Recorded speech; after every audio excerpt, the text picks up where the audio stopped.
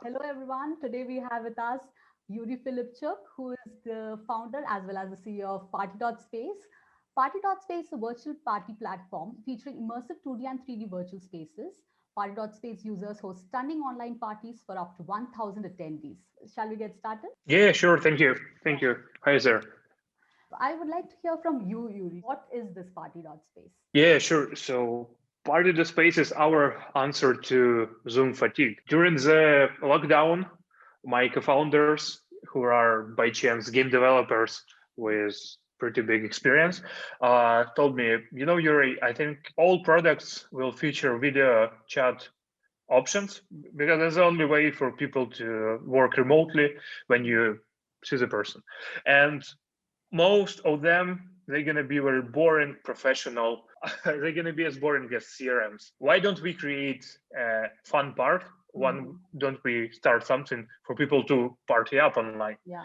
And the idea sounded pretty well, so we have jumped in this market. We have delivered the platform, and our logic was first, yeah, games are awesome, but people are not installing games for like a casual call with a friend.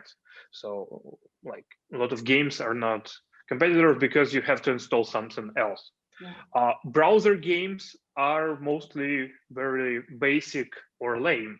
Yeah. So there's some plenty of opportunity to work with them.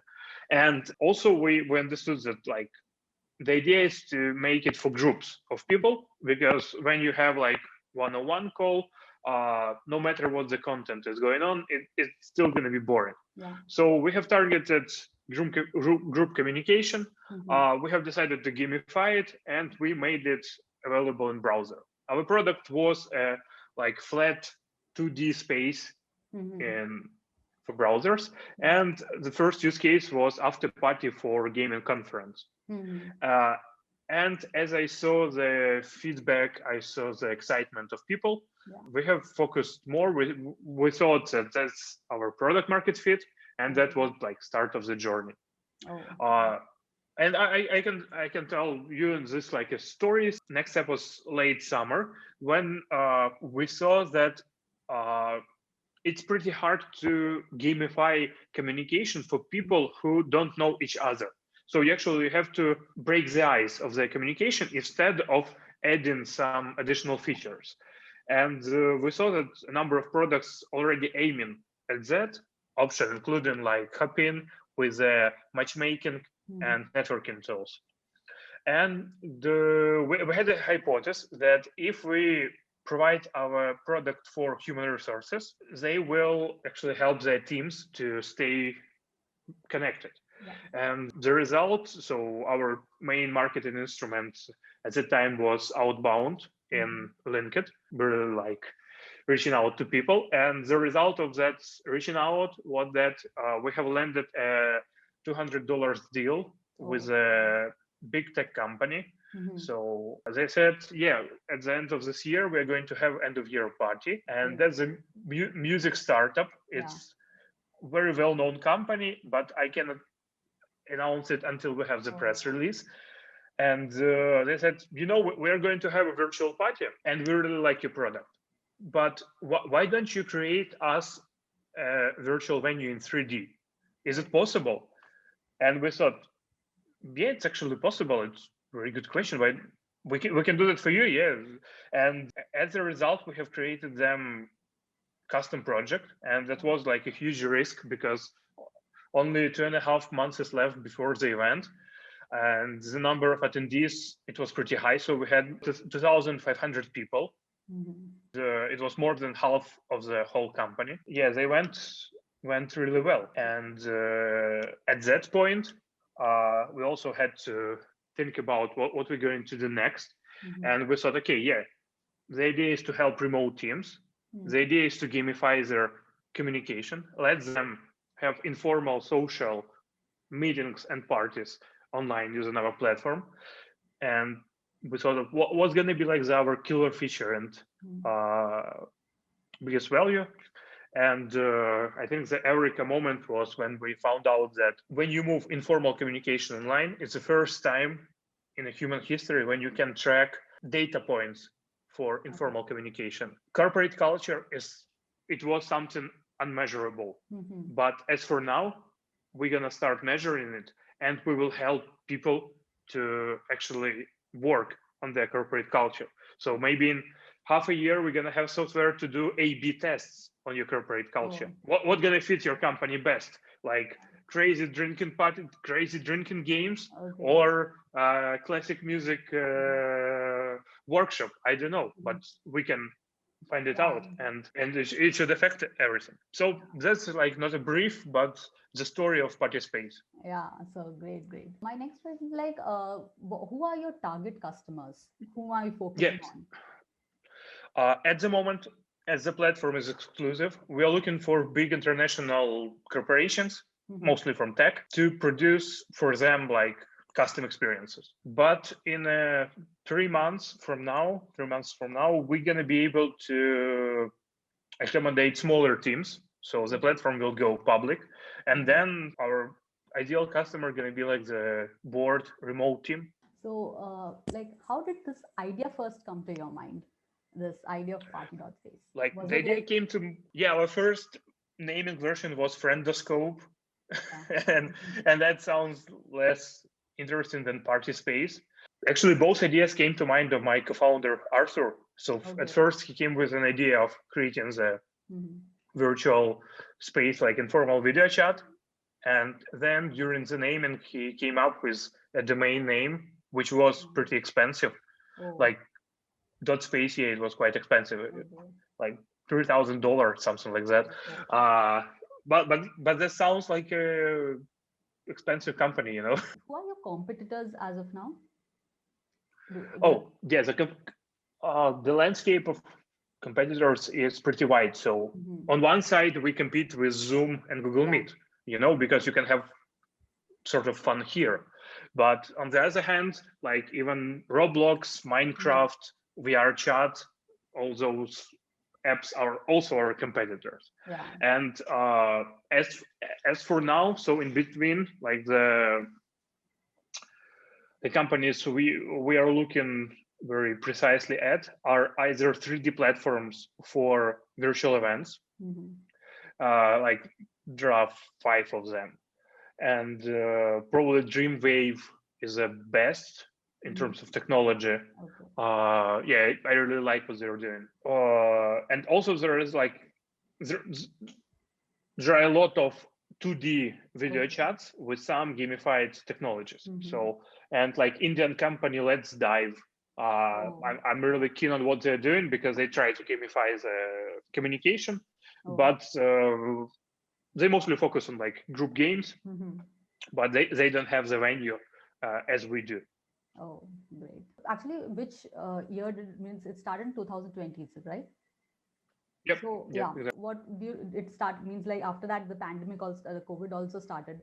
So how did that affect Party.Space? So was it in a positive way? Oh yeah, sure. It's affected, like it created the opportunity for us.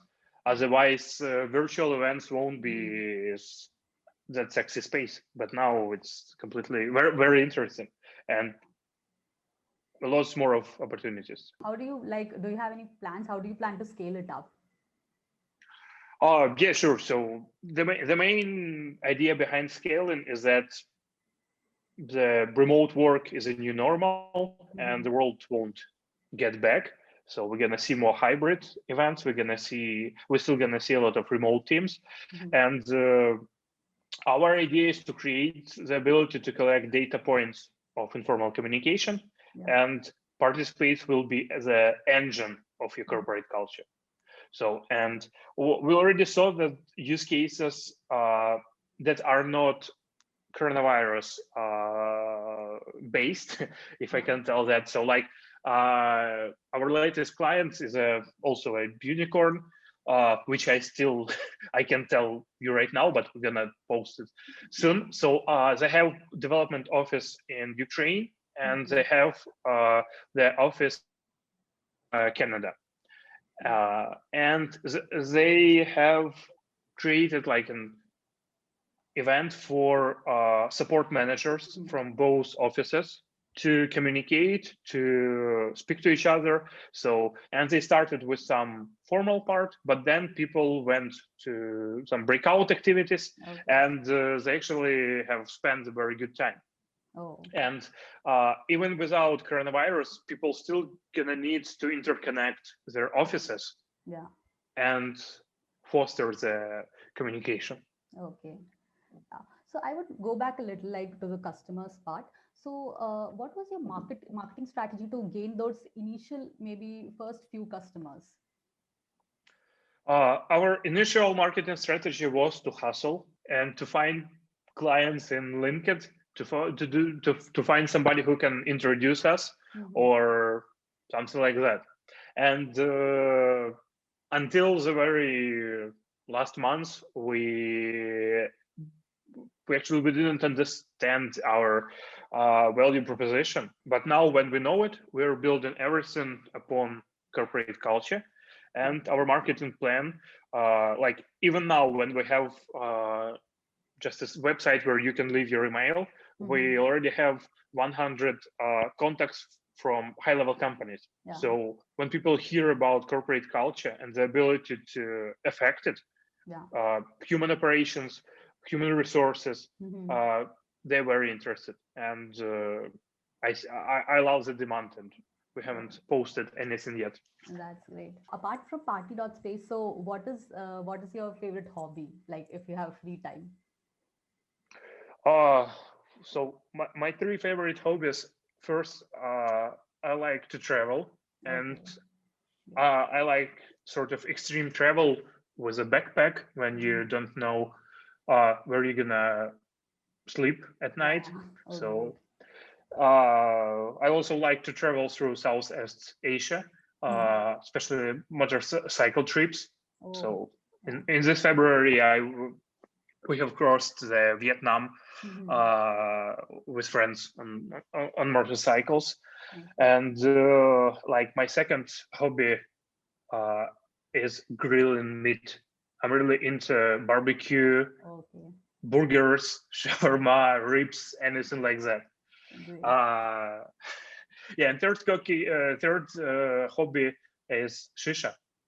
I really like smoking shisha. So if you can come, and sometimes I can combine all my three hobbies. So when I travel through Southeast Asia, I sometimes take my shisha with me, and I find some local grill, and then that's like the ideal time to chill out.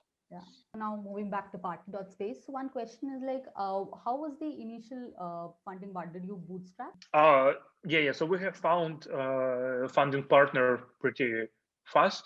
So because the idea was hot, and we have raised funding from angels.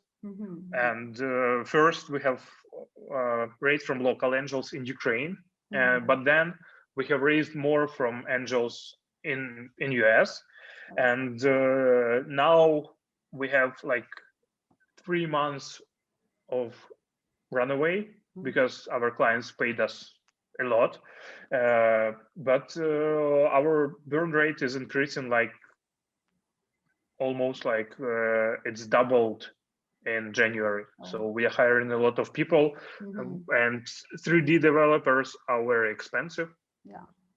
It's very hard to find like 3D developers, but we're moving forward. So and we plan to we plan to raise, and I think that in February or early March. So in February we'll start fundraising, and I hope it won't take more than 1 month. So I'm like, my experience is from venture capital. For 4 years. I have worked for family office. I ran venture investments at it. So I know quite a lot about how to invest in startups, how to help portfolio companies to raise.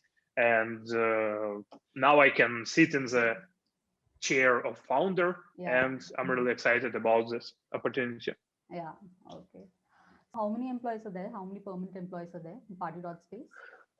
So of full-time, so we have 12 full-time employees, like that. Yeah.